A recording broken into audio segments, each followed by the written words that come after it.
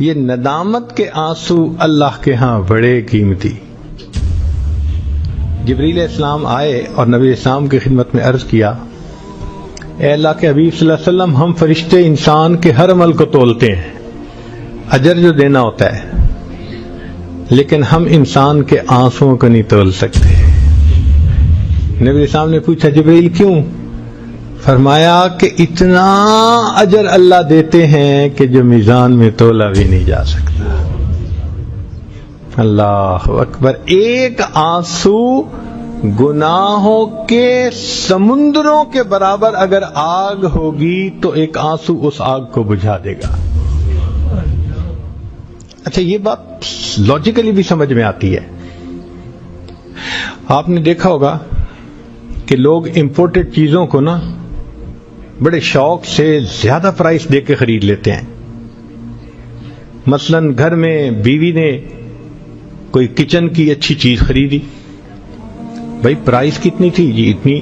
بھائی تم نے تو زیادہ پرائس دی. وہ کہے گی جی یہ امپورٹڈ چیز تھی، کوالٹی بہت اچھی تھی تو میں نے زیادہ پرائس دے کے خریدی، ہر وقت نہیں ملتی.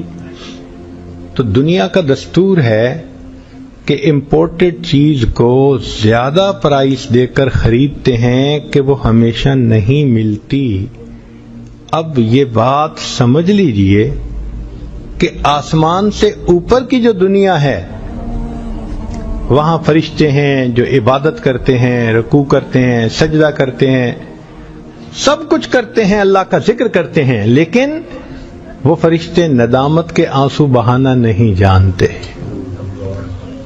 لہذا جو ندامت کا آنسو ہے یہ آسمان سے اوپر کی دنیا کے لیے ایک امپورٹنٹ چیز ہے.